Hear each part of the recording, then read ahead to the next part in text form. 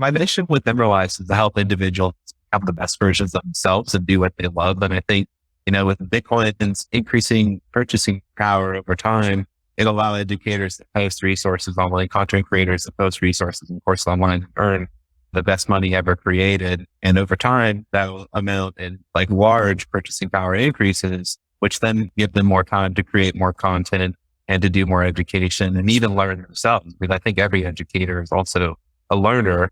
So that's kind of how I think about the relationship between educators and learning and earning the best money ever created.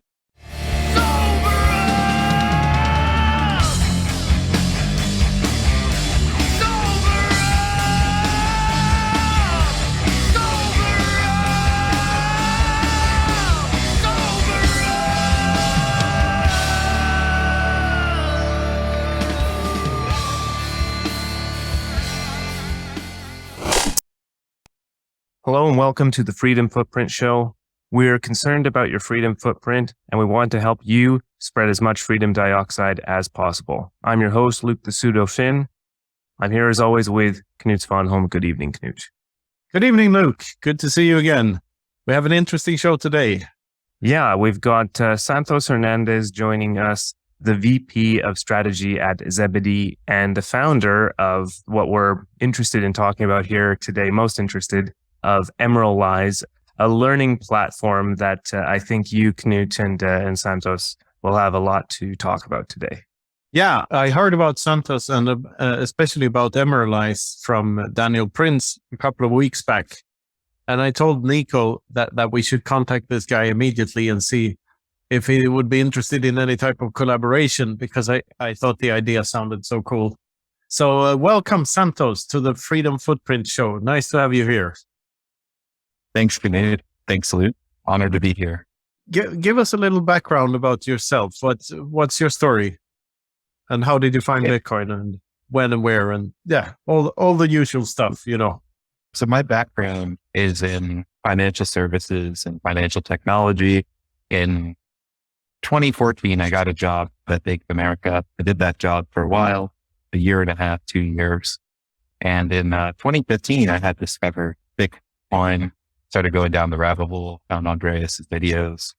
I was working in sales at the time, like preferred sales. And then I moved over to retention. I was originating loans. And then I had just become completely like disenchanted. Prior to Bank of America, I worked student loans. And I just kind of felt like more and more the system was designed to basically have a pitfall where you get trapped in that. So discovering Bitcoin, discovering an open, decentralized network, this is before I understood it as a savings technology as well. I just really didn't want to work at Bank of America anymore. In 2016, I quit my job, started educating myself. I had dropped out of high school when I was 14 and began going deeper down the Bitcoin rabbit hole. I really looked at Bitcoin in terms of like foundations, like computer science. It reunited me with my cypherpunk self. And I started learning how to properly code instead of just script kiddie activities. And then I went down my own, like what I call like an ultra learning path, like Scott Young's idea of like aggressive self-directed learning. And I went on Khan Academy, taught myself from like kindergarten to multivariate calculus, a bunch of other things, but predominantly like computer science and programming, building web applications, started my own web application business. And kind of went from there. I ended up getting married, needed to get like a salary, something more reliable, consistent. So then I got a job at American Express, where I was doing credit risk analysis. Then moved on to their product and payments team, the global data repository, where I spent about a year and a half there. Did like bank integrations, data quality, risk and compliance, marketing and sales related projects. So yeah, it's a like brief summary of me, my background. I really have Bitcoin to thank for enabling me to be able to have my own kind of path, my own freedom to discover what it is that I need to learn and what I want to learn and what path I want to go down. Without Bitcoin as like a savings technology or giving me the savings that I need to educate myself, I wouldn't have been able to do that. I come from quite humble backgrounds. Whoa, it reminds me of an Isaac Asimov quote. self-education is, in my opinion, the only form of education there is. And I tend to agree with that. I mean, you can have, occasionally you stumble on a good teacher or two in your school years, but most of the time it's just arbitrary knowledge, not really, tailored for your needs at all. I always like the more overarching subjects, mathematics in particular, because it's the only one that really made sense. And the further away from mathematics you got, the less sense the subjects made in school. So what else influenced that decision to drop out of school? Like, were you just bored with it? Were you seeing through the bullshit, or what was it? Yeah, that's a great question. And it's a little bit of all of the above. I was quite good at mathematics, and I would get bored, like I'd have to move at the pace of the classroom. At home, I would be learning about scripts like in PHP, building like simple little registration scripts, and running my own private game servers, and letting my friends play on it. And at school, I'm like being taught how to like type on a keyboard. I'm like, this is a waste of my time. And I would ask questions. Like if someone would state something to me, I didn't feel like it logically made sense, I would challenge it and I would ask questions, but always got me into a lot of trouble. And in general, I just, was a computer nerd. I grew up in a pretty rough area. I didn't really quite fit in. So yeah, I pretty much got interested in private game servers, then databases, getting interested in like little small registration scripts that I could publish to support these like open source initiatives. And then I also got deeply interested in esports. I played a lot of Counter-Strike, Swords. Then I got into World of Warcraft, and then I moved on to play StarCraft, where I competed in some tournaments.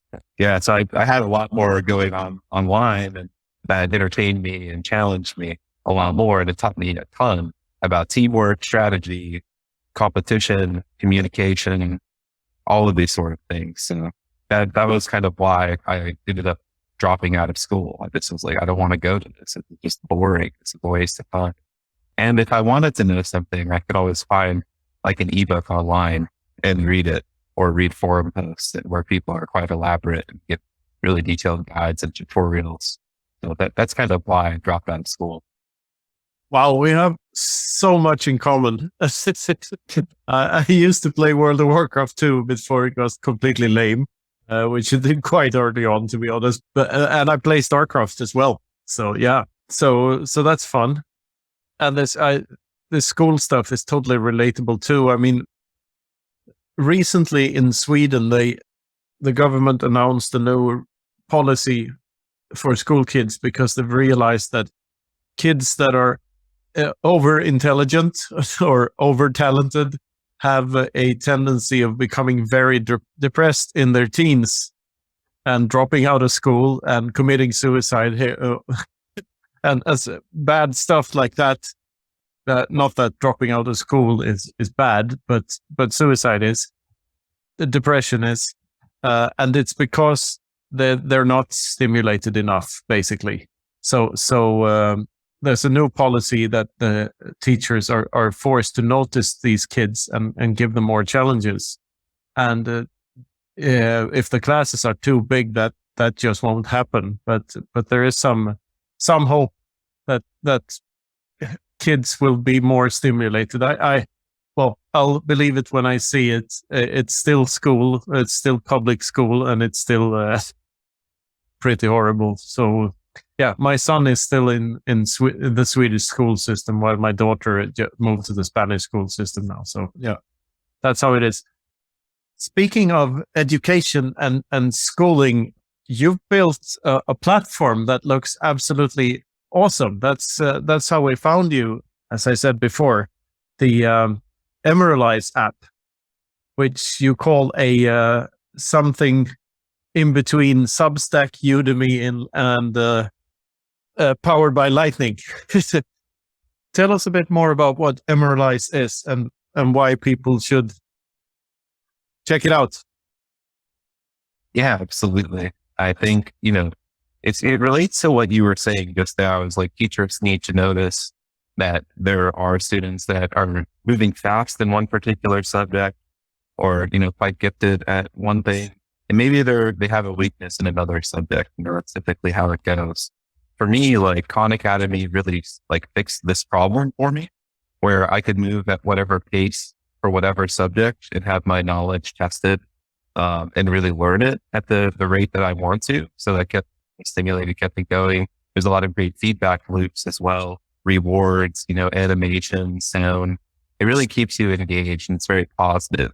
And Salton, along with like all of his other teachers on Khan Academy, do a really great job of instructing and giving you the history or the background context and the explanation. And then after a section, you complete like a quiz or after an entire, I guess, for lack of a better term, like entire module, you would then test your knowledge for each section, which is like 2 to 3, maybe 4 sections in total. So I found this model to be a lot better because then the student can move at whatever pace they want to. They get detailed feedback without needing an instructor. And instead you could have like a coach that's more focused on enabling you to learn and focusing on where you're stuck and like coaching you, motivating you. And that could scale to much greater numbers than like what you could ever have in a classroom. At least that's what I believe. And that's kind of what I've discovered in my own journey. So Emeralize is my take on how things could be done. And this is just kind of me putting my stake into the ground with the initial minimum viable product or MVP, the minimum set of features that is needed to be able to accomplish the goal or to solve the problems that I'm solve. Khan Academy has the issue where, it's a closed platform. You cannot place your own resources. It's focused on the liberal arts, but they have an excellent learning management system. Khan Academy, what's the name? Yeah, Khan Academy. It's KhanAcademy. Khan Academy. Okay. And .org. So Khan Academy has the exceptional LMS, like learning management system, great feedback, great rewards.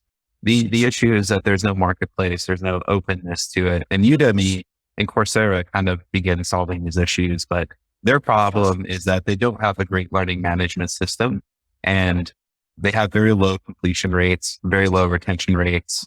They're even quite walled garden as well. What I did was I thought about, well, how can we enable more creators, specifically educators, to have a higher earnings potential along with incentivizing learning to increase and boost those retention rates. So I built Emeralize that has an e-learning marketplace where you can discover individual pieces of content, which you can't do on Udemy. You can only buy the entire course, but you might be only interested in a couple of videos out of the course. So you can kind of pick what you want. Creators can make either the resources free or they can make them paid, like with a paywall where you have to complete a transaction in order to gain access to something. And once you have some resources, you can begin to form out courses. The courses are just like a set of resources that help you learn something like a particular subject from step A to step Z. So Emeralize uses the Lightning Network because then you can have, microscopic transactions. And if you have millions of users as an educator, if you receive like 10 sats, 1,000 sats from 100,000 users, that's a much larger earning potential than you can have on these traditional platforms. And another big problem with Udemy and Coursera is that they charge pretty large platform fees. You're going to be looking to pay like 25 to 30% of like a platform fee to post your things on there. Emeralize only takes a 2% platform fee. And that's because we can a lot more economical because Lightning fees are significantly cheaper for payment processing than like the legacy financial system. You're going to pay 2.9% plus 30 cents for online payments. These are sort of the problems that I noticed and that I'm attempting to solve. With Bitcoin being global money, you no longer have the issue of like, if a user doesn't have US dollars, like you're based at Nigeria and you only have Naira and there's no way for you to get Naira to USD, you can't actually complete your purchase. So a lot of these platforms, while they open up education a lot more, they're still not necessarily affordable for everyone in the world, and nor are they accessible to everyone in the world.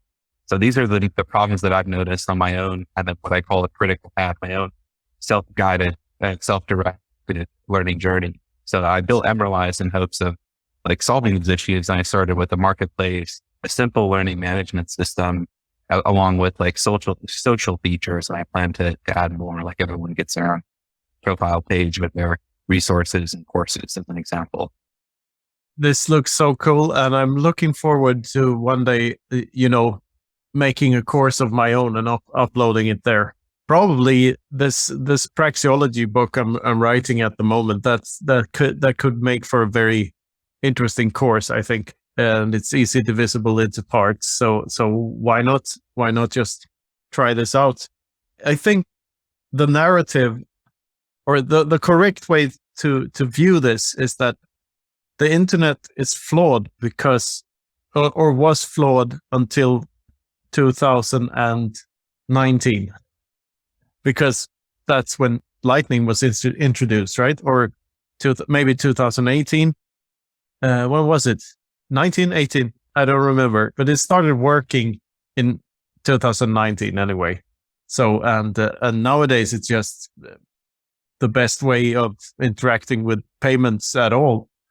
Now the internet can reach its full potential because, as you say, the borders are gone. We've erased them, and every time a platform shows up or an app shows up that utilizes Lightning, we show to the world that this is not only possible, it's here, and people are actually doing this.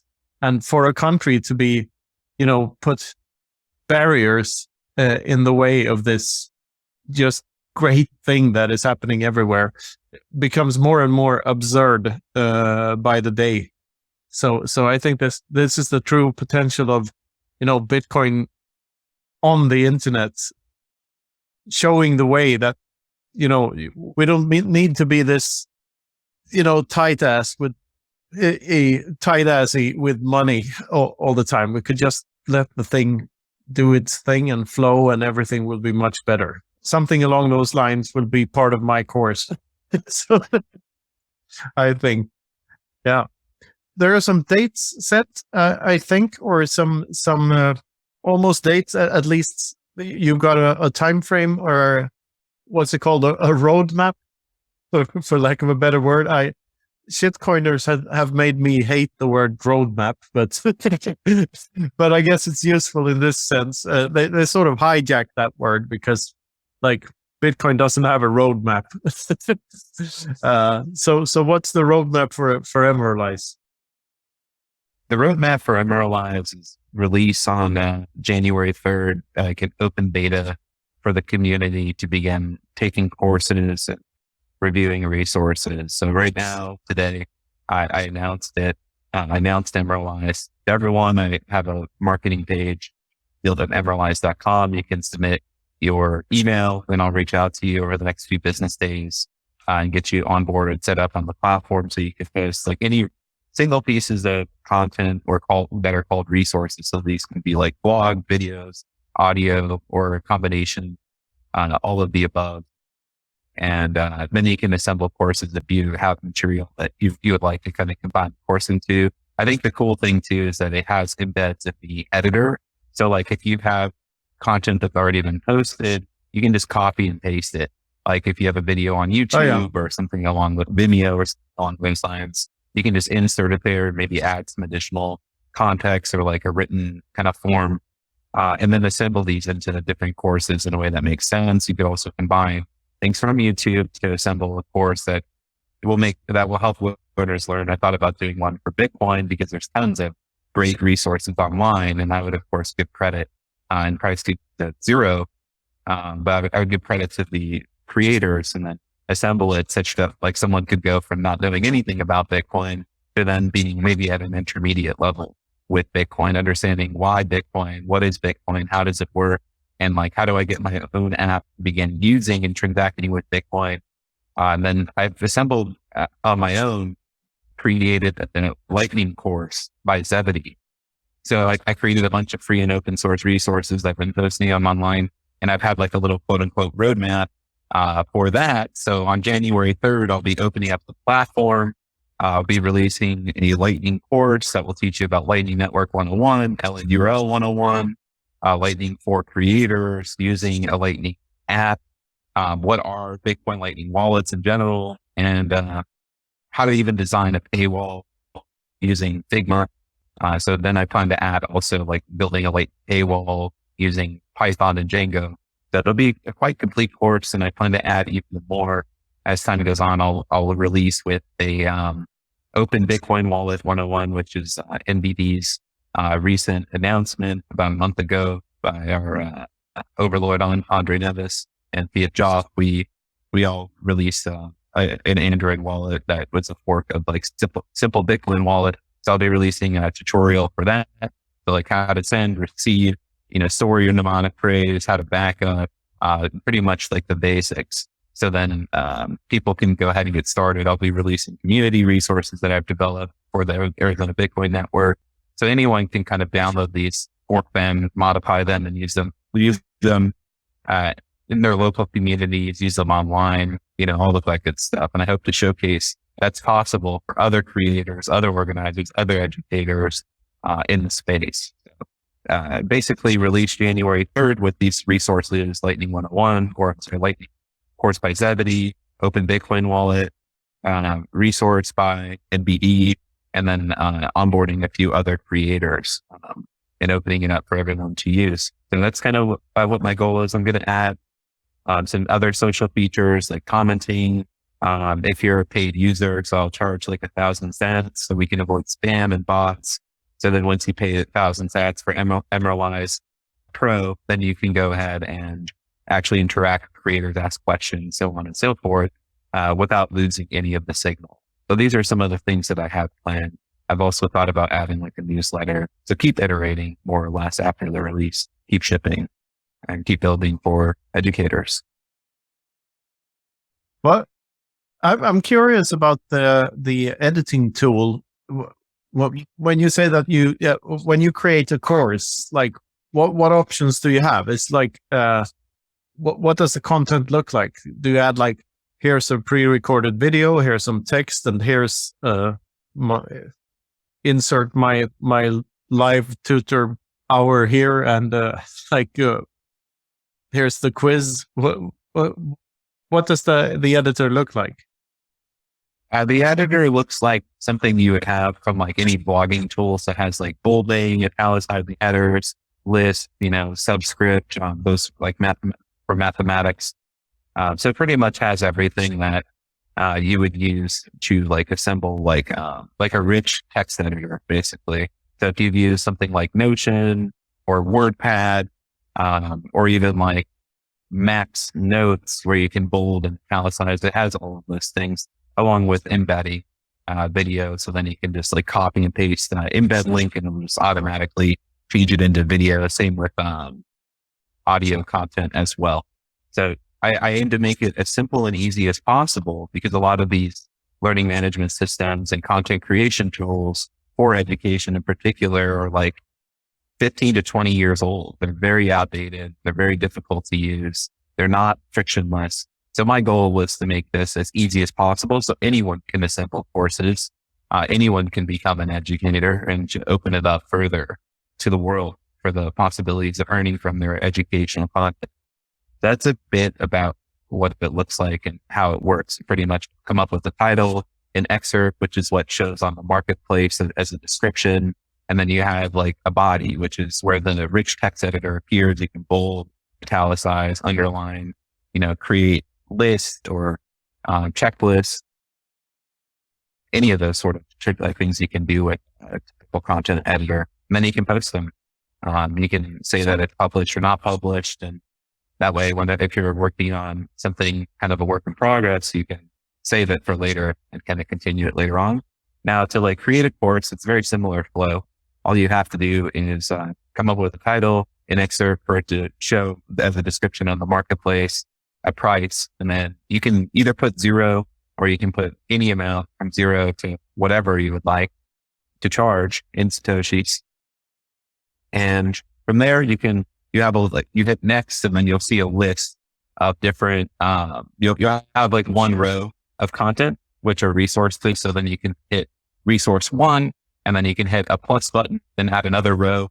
You can hit resource 2, so on and so forth, to resource 5, or however many resources that you have, order them, and then hit save, and that's it. Your course is created. And now users can discover it on the marketplace. They can see the list of resources in order that you put them on the add resources to course page that I was just talking about, and users can go through and complete them. And if it's a paid course or a paid resource, you'll actually be able to earn Bitcoin back, like very small amounts of Bitcoin on any purchased resource or course. And I plan to add certificates, different things like that as well as time goes on. That's also on my roadmap.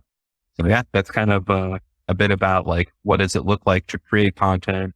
What does it look like to view content, and some of the incentives around learning. What about lessons? If I want to do a lesson live or like a talk, is there a scheduling tool? Is it like synced to Calendly or something similar? How does that work? Not quite yet. If that's a feature that folks are interested in, I'm definitely open to feedback. I wanted to keep it as simple as possible for the initial release, see if users use it, and if it becomes a thing. And as like users use it, people come to me and say, hey, this would be a really great feature. This would be valuable for me and other instructors. Then I would absolutely be open to building that. One way you could do it right now with the existing capabilities is you could title it with the date and the name of the lesson. And then you could insert your Twitch stream link as an example, or like a YouTube stream link, and then list it and then post it within the editor. So then when a user buys it, when it goes live, they would be able to see the stream and watch the stream from there. You could also do like a Zoom link with a password to prevent people from getting in that shouldn't be in, and include that within the document structure. So there's of course. Yeah. And you could like just not have it listed on YouTube so people can't find it unless they find it through Emeralize. Exactly. Or we could do something similar, like we're in like a Zoom link that no one else knows about. So you could like post in the description, the date, the time on the marketplace. So when people buy it, then when they access it, they'd be able to see the Zoom link and access it. You would know who exactly has purchased it. So then you could moderate it essentially. What about, say I'm a, what's it called? Middle grade school teacher, and I want to teach kids, homeschooled kids something like, and I want to schedule it. So homeschool it. Kids that are homeschooling can hop into a course at a certain time of day. How would I go about that in that situation? So say I'm a potential homeschooling teacher. How do I reach homeschoolers around the world, and how do I use Emeralize for that purpose? This is a tricky question, I know.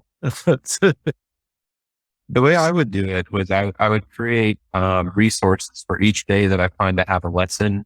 I would add in the description, the date and time, what's going to be covered in that lesson. I'd create all the resources first. Then I would create a course, which then has these resources in order. So that by the date, which one's going to take place and when. And then a user could go in and purchase the course and then have access to every single lesson plan. Conversely, if maybe one of your students has taken all of these before, but wants a refresher, then you could go in as a student and buy a single lesson as well as a resource. So then when you get in and after you pay using the Lightning Network to get access to either the course or the resource that you're interested in as a learner, you can hop in, see the link to Zoom, join the link to Zoom, know the password, and then take part in the lesson. I've done one of Safedean's courses on his webpage. I think he just charges a fee. I got it for free, but I think he charges a fee for the whole thing, and then you can take any course you want. And he got some feedback from his students. This is more like a university course, of course, but from his students that like they wanted him to grade them, but he refused to grade them because he thinks grades is a fiat thing. I found that so refreshing, like that the teacher's job is to teach, and whatever you choose to do with whatever knowledge you acquire from you receive from the teacher, that's up to you, and it's not the teacher's job to grade you.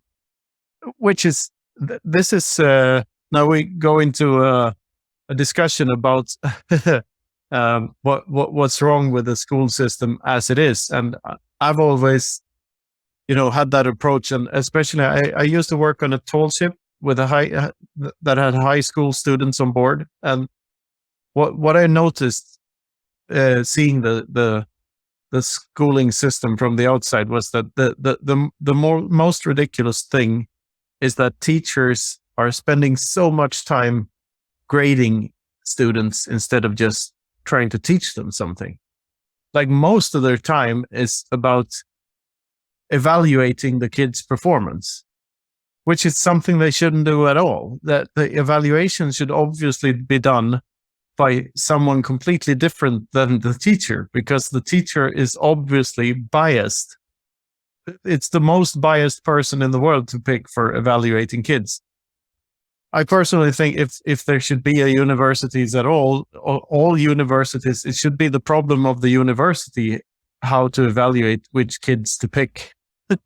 And not the job of the teacher teaching the kids for 3 years before they start the university course. So, I mean, I guess you could integrate grading stuff into Emeralize app as well, but there are no plans of doing that, I hope. Or like, if you get a quiz, of course you get a result, but what are your thoughts around that ethos about learning,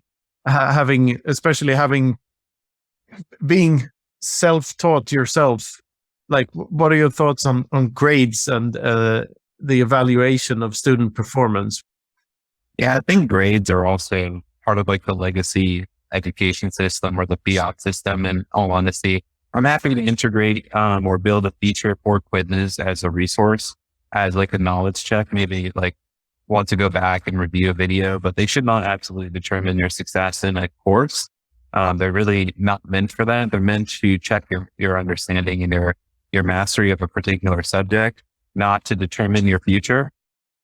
I think they're a helpful feedback mechanism, but I think what's even more important, based on like all of the MOOCs and books that I've read, many of which did not have quizzes, is to integrate the knowledge and to use the knowledge and try to explain it to somebody else, or to like reflect on what you've learned and make a post, which is not necessarily like a graded thing. It's merely a reflection on what you learn.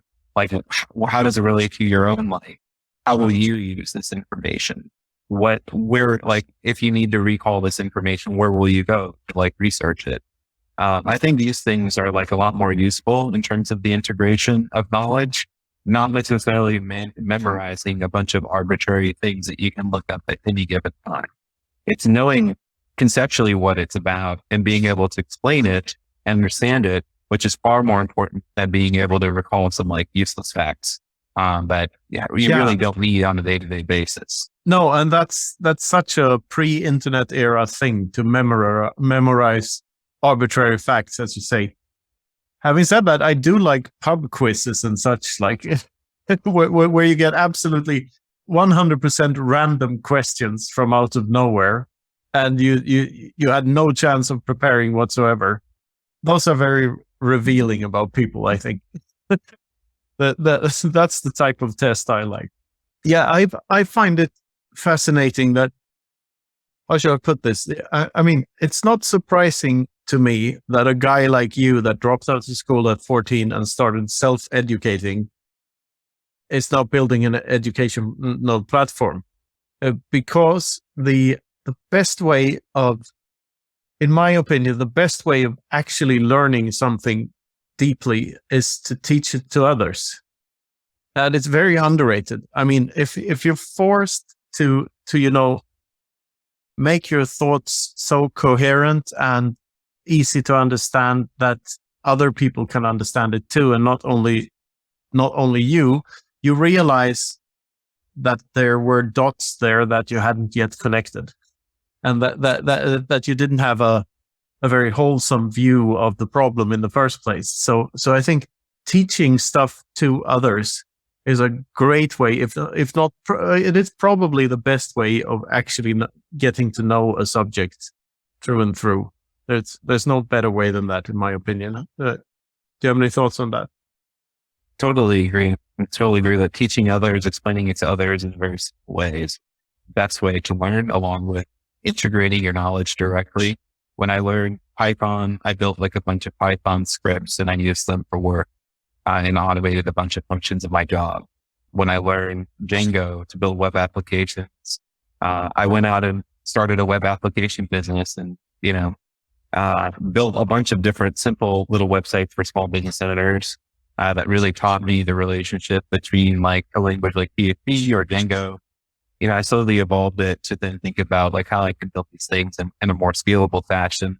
So then I built open source degrees back in like 2018, 2019 to solve a problem of like, well, if you're an online learner, you have this issue of like, you don't know where to start. You don't know what your skill level is, and you might have some preconceptions of what your skill level is. So instead, like giving a set of resources to be able, or courses to be able to get someone from like step A to step Z in an entire subject, which I did one for like mathematics, did one for computer science, a few other things.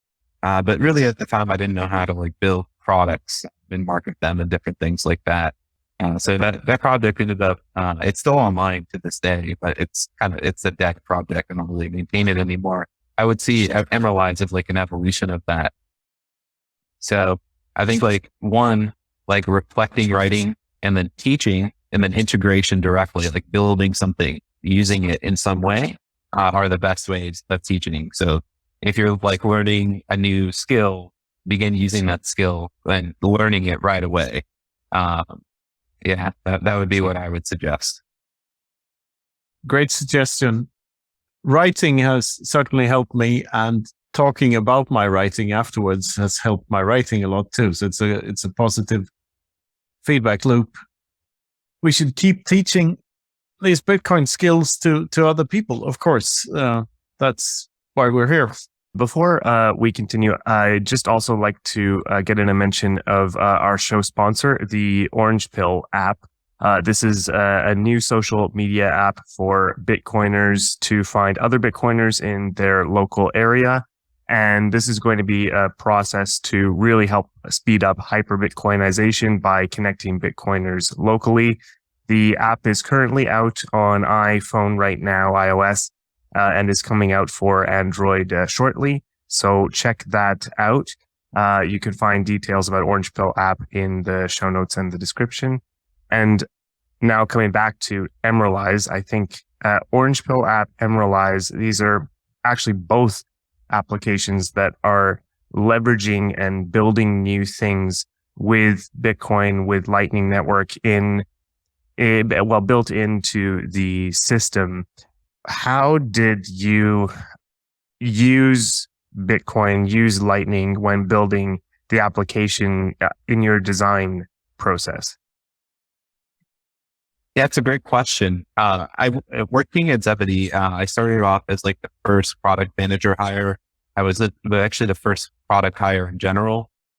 So I have lots of experience building different Lightning related products. And then that kind of taught me a lot of like the foundational flows. Like I just became obsessed with reviewing Lightning applications in general, design. And then I got into product design. I taught myself Figma in product design using Udemy and a few other books and online resources out there. And I just kept designing apps and just kept improving them, iterating. And I got to a place where I felt pretty comfortable designing like high fidelity, like solid flows, including like error and success cases. So I just went down this huge product design rabbit hole and already knew how to code and build web applications. So now I could kind of connect these two pieces together. One where I was missing the product design piece before, and I really also understood like how to build MVPs, stuff that has a minimum set of features, but users are getting value from it. So I really honed this skill at Zebedee. And then I also became the business lead of tech and products. So then I became, more versed in more high level leadership and building and designing and managing products as well as product teams. So that's kind of like how I got into designing, understanding Lightning products. I learned from Santos Hernandez, Job, and many others at Zebedee, Chris Moss. And then from there, with Emeralize, I thought about like, what would be useful? You know what I mean? Like, what is like a great case of the Lightning Network? In my background, coming from Amex, thinking about payments and how Lightning payments are instant, they're final, and they're ridiculously cheap. I thought a marketplace would be a great use case due to the fact that transaction flows are actually easier with the Lightning Network. I knew that to be a huge advantage, along with much cheaper payment processing costs, which then ultimately drives down platform costs that creators are paid to have their creations posted onto platforms like Udemy, amongst others. That this could be like a much better flow in terms of like a 10x user experience, 10 to 100x user experience improvement. It could be a large savings. And then I thought, well, marketplaces in general are useful. So I could build, using the same sort of software, I could go and build multiple different marketplaces as well. But education is something that I'm very passionate about, as I'm sure you all hear. So I decided to start with education and not go like a super broad view or anything like that, and to focus on education and build features for education. So I see like Lightning being a part of like every web application. We see all these different posts online about Apple taking their 15 to 30% off of every, in-app purchase. I think a return back to the web will actually kind of solve a lot of issues. One, the web is like a lot more accessible by everyone in the world. You don't need a particular device to be able to access it. So you have a much lower barrier to entry in terms of hardware that you require. And then two, like you're able to integrate, like, especially using like the Zebedee APIs or LM-Bits API, or even directly with your Lightning node, you could integrate the Lightning Network and save on payment processing costs, while actually being a simpler integration than doing something with like PayPal or Stripe as an example. Integrating Lightning is just as easy. So every, I think, app will eventually have like a Lightning Network wallet, some capability of a Lightning Network wallet built in. So for example, you can do pay flows using Lightning Network invoices, Vault 11 invoices on Emeralize. I could change it where you could do a deposit. You can just do a one-click purchase as well. Another aspect that I like of Emeralize, especially starting out in early beta, but since it is new software, is you can withdraw anytime. I actually enabled automatic withdrawals to your Lightning address after you reach 100 Satoshis. So that then after you hit 100 sats, it'll automatically fire a payment to your Lightning address. So it'll remove any custodial risk off of my platform. And then, that's kind of like my thoughts is as the software becomes more stable, it's been reviewed more, then we can enable like deposits. So then you can do those one-click purchases. Creators could withdraw after they're earning a bunch of sats. And then if you want to withdraw at any time, you can actually start after 10 sats. I just enabled automatic withdrawals to conserve network fees after 100. And maybe like it needs to be higher, maybe it needs to be lower for like the economics of the network fees, but I'm just kind of experimenting with that right now. So yeah, I think like many different applications will adopt the software. I think we'll kind of return more back to the web, and more applications will be integrating Lightning because one, they'll save a ton of money and they'll improve their user experience, and they don't need to rely on a third party anymore if they don't want to, or if they want the simplicity, they can. It's up to them really. So that's how I see like Lightning in applications in general, kind of like how I learned about Lightning products and how I began designing them, building. And I have actually a video called a Crash Course on Product Design on YouTube through like my open education initiative, School of Nakamoto, where I walk through like the whole process of designing a flow and a product, specifically a paywall using the Lightning Network, and talk about that. So there are folks interested in like beginning to design Lightning apps. One, I can produce more educational content if there's demand for it, and teach how to use Figma at a more basic level. And then also like begin to elaborate on more flows. I think what Steven DeLorme is doing with his initiative is a really great place to get started as well. He walks through like tons of different Bitcoin design resources and formulas and such. Where was that?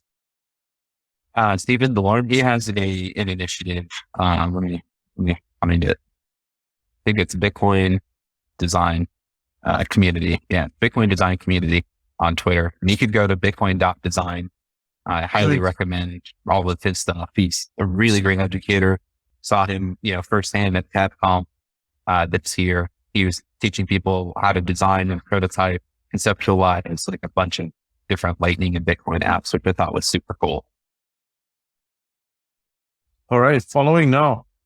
The Bitcoin design space, I've been following people who have been saying that the user experience and the design aspect really needs to maybe not necessarily improve exactly. There are a lot of good things in the space, but has to be good and has to be supportive of whatever the user wants to do for people to easily switch from the fiat systems that they're used to something Bitcoin based, Lightning based. So I appreciate that.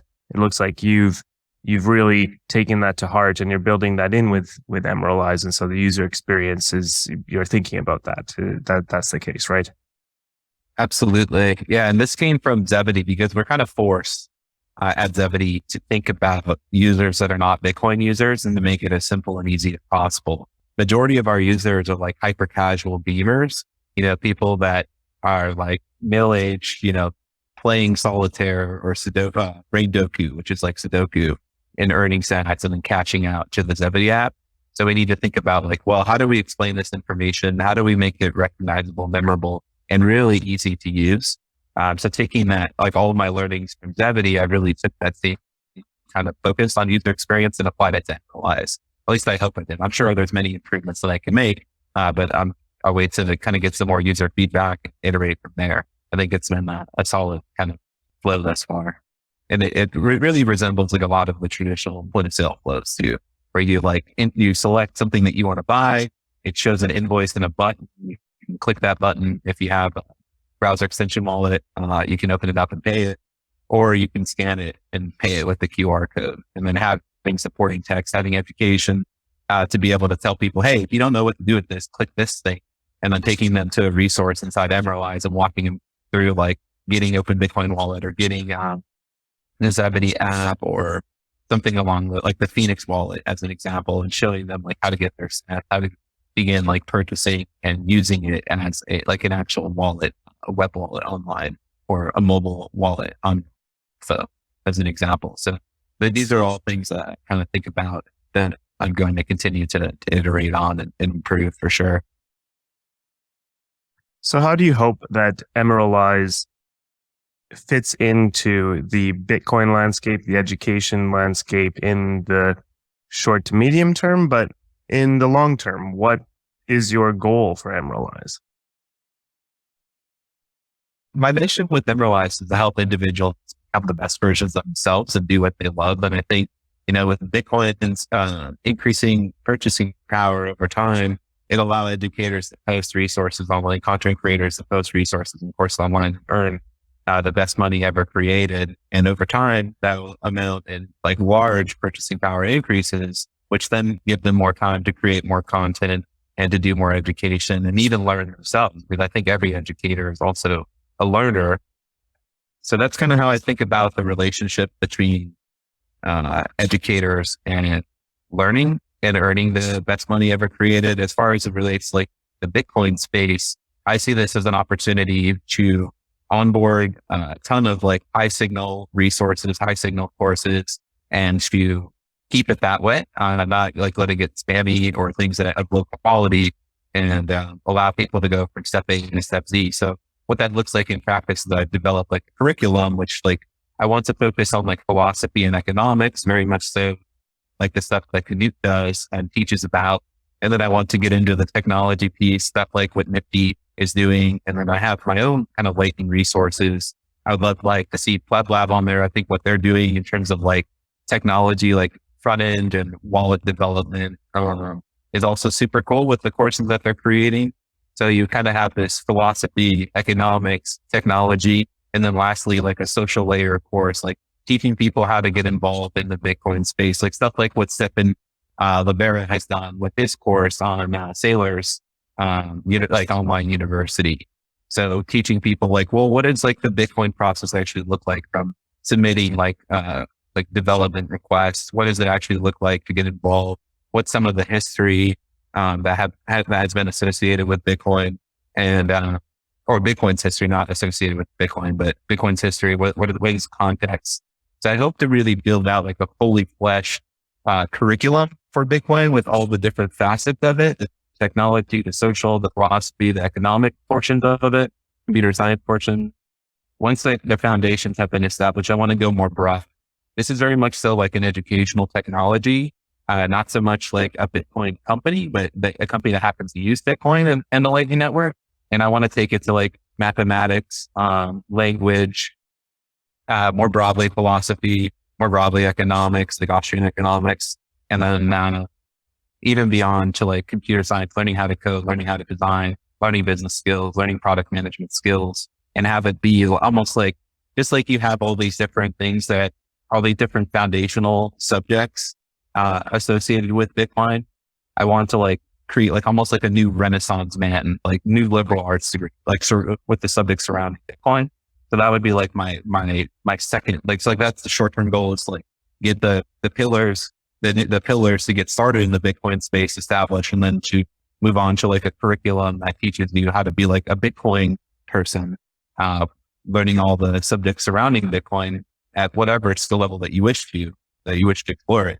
And then even take it beyond that to like become something more like Udemy, Coursera, where you have like a lot of different educators and creators posting workshops, tutorials, full-blown courses, etc. So that's kind of what my vision looks like. And I think by doing this, we'll be able to enable individuals at all ages to be the best version of themselves and do what they love, because they'll, one, have the right money to be able to save and accumulate wealth. Two, they'll have ways to actually earn that wealth. And then three, they'll have like all of the different resources and courses that they would need to explore and to discover what it is that they're truly passionate about. So that's kind of my thoughts on that. And I guess the last piece actually would be to build a superior learning management system to what's out there. The LMS that I built is very lightweight. It gets the job done, but I would love to take it even further using things like GPT-3 to be able to summarize resources automatically for creators, to be able to create different like mnemonics for people to recall and to remember these different subjects, create flashcards automatically. These are some of the use cases that I thought of applying like AI as a way of like bettering the learning experience, saving creators time, and increasing the value for learners. So these are all things that I thought about and I've documented. Would like to implement if more people use this platform, but before I go build a bunch of stuff that people may not use, I want to see like the marketplace concept kind of start out first and to people to use it. I hope that answers the question. Yeah, we're going to shield the hell out of Emeralize for sure. And I hope others follow suit, because this is pretty cool. Speaking of Sailor's courses or micro strategies learning platform on hope.com, I believe that's where they have it. Those courses are all free, I believe. And how are paid courses going to compete with that if that becomes a bigger and bigger thing, that people expect content to be free? They don't realize that if it's free or the product, maybe that might not be the case with Sailor's site. But then again, I guess, teaching a Bitcoin course, every Bitcoiner is incentivized to teach other people about Bitcoin, of course, because that helps Bitcoin. And by helping Bitcoin, you help other Bitcoiners. So yeah, I know what I have for an answer for this question, because exactly that. If you're not paying, you're the product. And that's why an app like Orange Pill app is charging you $3 a month. So there's a paywall thing there. So what's your ethos around that? What are your thoughts around that? And what part of that ethos went into building the Emeralize app? And like, what are your thoughts around payments in general for content that can be free? Yeah, I love this question because this is something I definitely thought about a lot when I was building the platform. On any resource or course, you're able to earn tips. You call them boosts or whatever you would like. But the idea is that like you as a creator could post free resources. Maybe like you don't have a following, maybe you don't have like a lot of people viewing your content yet, and you want to open it up for everyone to view it for free. Or follow like more of like a value for value model where you post something and you're going to rely upon other people to give you value back for the value that you created.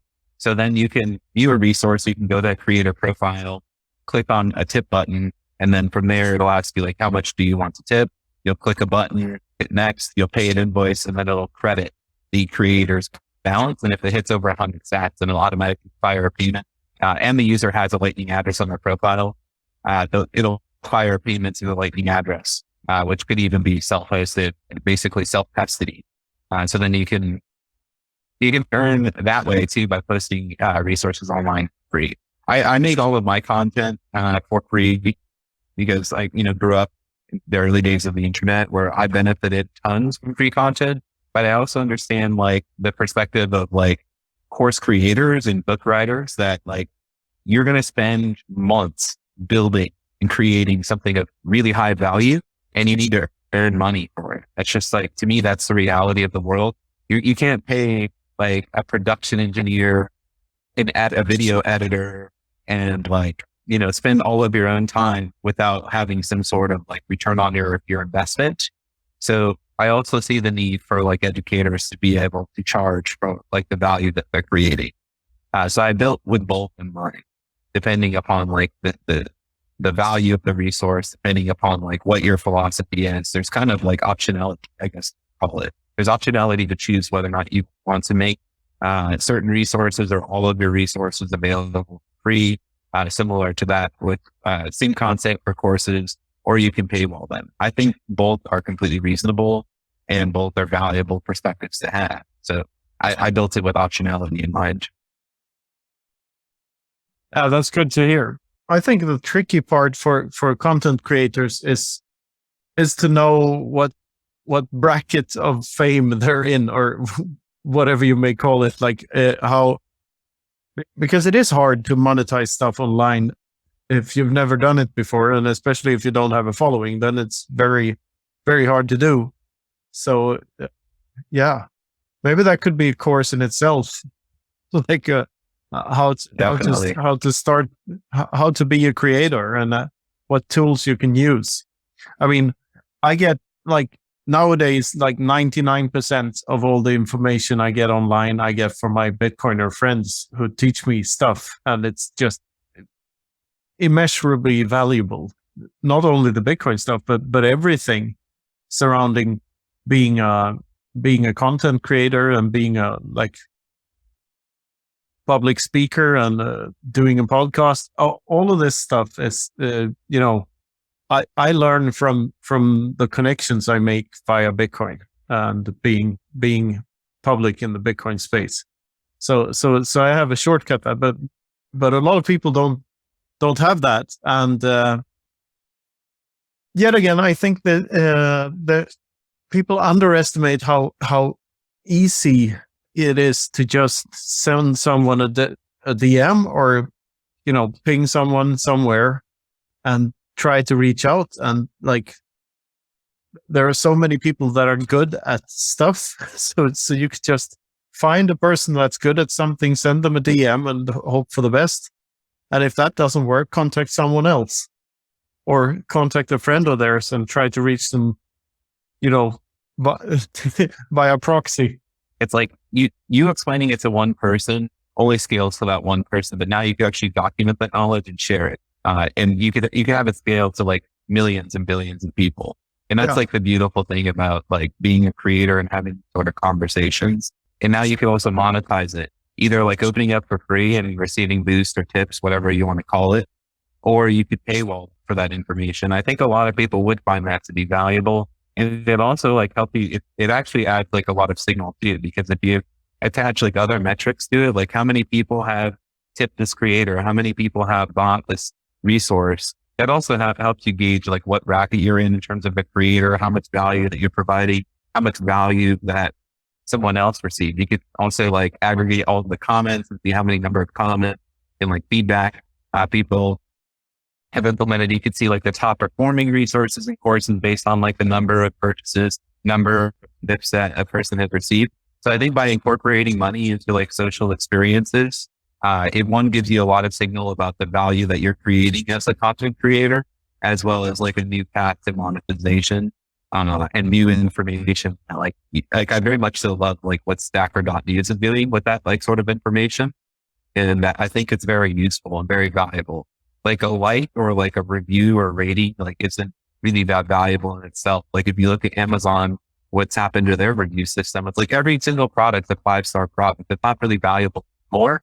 But if you did it where like you had to pay for something to get access to be able to rate review, like you had to like upgrade your account to be able to add more value. I noticed that like sometimes like the create like the author or like the person that created or produced the product can gift it in exchange for a review. So I guess it's not like a completely broken system, but I think it can be improved with money. Like if you pay a sat or 2 sats to be able to review it. Or if you have like an upgraded account, now you can leave reviews. I think that will give like higher quality like signal information. It's so fun talking about this when I'm writing about praxeology at the same time, because the fear that people have is that they will lose their jobs. They took our jobs. That's the fear everyone has. But what we don't see is like technological advancements don't steal jobs. They steal tedious tasks and they free up time for everyone. And the people who benefit the most from technological advancements are always the customers. The lower your income, the more gain you make proportionally from stuff becoming cheaper. Stuff becoming cheaper is more important to the poor classes of society than minimum wage or something stupid like that. So today, anyone on earth has access to like not only courses in important subjects, but the best fucking courses in those subjects that are available on the entire planet for free. Like that's the case today. You can learn so much by just looking it up on the internet. It's unbelievably cool when you think about it that way, and how much the price of information is finally headed towards where it ought to be all the time. Like there's no intellectual property. Well, there's Bitcoin, but there's no other intellectual property than that, and there shouldn't be, because information should be free. It thrives when free and shareable amongst people. So this whole, what you're really doing when you're a content creator and you're able to monetize your name for and sell stuff, sell like courses or books or whatever it may be, then what you're really doing is like you're monetizing, you're selling your time, or you're freeing up time in order to do other things, and people choose to help you to do that. So there's nothing wrong with that, but I wouldn't count that as selling some sort of intellectual property if the thing is available for free also at the same time. So there's the moral dilemma isn't really there. It's only there because it's a product of the fiat mindset and the fiat paradigm. Especially the advertising models, they shouldn't really be there. It's an outdated system, and it's going to be interesting to make this journey and see what we can do with Emeralize and see what we can do with the Lightning Network in general in the future, and with content creation and GPT-3 for I haven't really looked into that yet, but the tools are amazing. I mean, I use Grammarly, which uses some form of AI in the back end somewhere, and that's just amazing how powerful that tool is and how much it has improved my writing, especially when I've learned how to not use Grammarly and to not give a crap about its suggestions every now and then. but but it's really a valuable tool because you can instantly see what options you have when forming a sentence, and that's very valuable to writer. So yeah, is there anything you want to add, Santos? Like something you've been thinking about, apart from what you've already told us that you wanted to include in this? Just bullish on Bitcoin, bullish on the community. Yeah. Bullish on Bitcoin and bullish on Bitcoiners. Yeah. Aren't we all? Extremely bullish. Perfect. Thanks a lot, Ben, Santos. I think we're actually, I think if all goes to plan, we're going to be releasing this episode on the day that you're saying that everything is going to be available to users. So hopefully, whoever is listening to or watching this can go check out Emeralize now.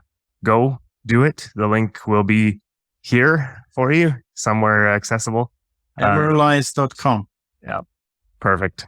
Yeah, there will be teasers before that from this chat. So yeah, looking forward to using those for spreading the word about Emeralize too. So once again, thanks a lot, Santos, and we'll be seeing a lot more of one another. Awesome! I'm really excited. Looking forward to the collaboration. Looking forward to building stuff with great Bitcoiners. Yeah, like I said, I'm super bullish, and that I hope to enable more cypherpunks and to help more people discover what it is that they're passionate about and learn it and build stuff with it and make a life with it. So I think we're going to do that together. And yeah, thank you for having me on. I'm truly honored. The pleasure was all ours. So yeah, and maybe we can integrate Emeralize and Orange Pill app somehow. I don't know. Teachers in your area or something. We'll see. The possibilities are literally endless. So with those words, thanks a lot. See you next time.